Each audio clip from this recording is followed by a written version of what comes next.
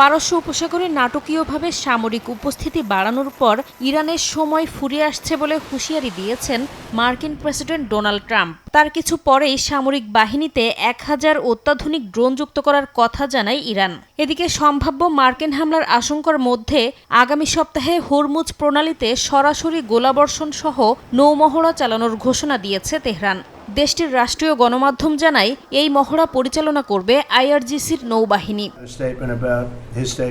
তবে ইরানের বিরুদ্ধে কী ধরনের পদক্ষেপ নেওয়া হবে তা মার্কিন প্রেসিডেন্ট ডোনাল্ড ট্রাম্পের উপর নির্ভর করছে বলে জানিয়েছেন সমরমন্ত্রী পিট হেগসেথ।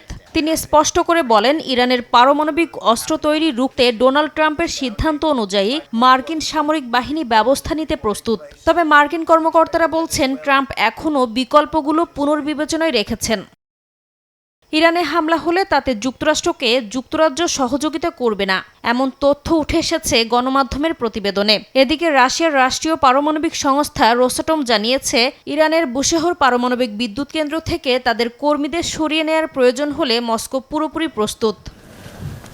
ইরান ও যুক্তরাষ্ট্রের মধ্যে সংঘাত নিরসনে কূটনীতিক তৎপরতা চালিয়ে যাচ্ছে আঞ্চলিক শক্তিগুলো। মধ্যস্থতায় কাজ করছে তুরস্ক। তুর্কি পররাষ্ট্রমন্ত্রী হাকান ফিদান বলেছেন, ইরানের বিরুদ্ধে সামরিক অভিযান চালানো হলে তা ভুল সিদ্ধান্ত হবে। এখনও কূটনৈতিক সমাধানের সুযোগ আছে উল্লেখ করে দুদেশকে আলোচনার মাধ্যমে বিরোধ মেটানোর আহ্বান জানান তিনি। এমন পরিস্থিতিতে শুক্রবার আঙ্কারা সফরে যাচ্ছেন ইরানের পররাষ্ট্রমন্ত্রী আব্বাস আরাকচি।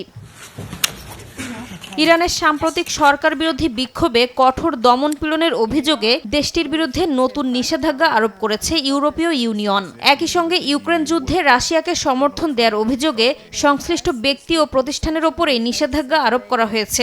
এদিন ইউর পররাষ্ট্রমন্ত্রীরা আইআরজিসিকে আনুষ্ঠানিকভাবে সন্ত্রাসী সংগঠনের তালিকায় অন্তর্ভুক্ত করার বিষয়ে একমত হন।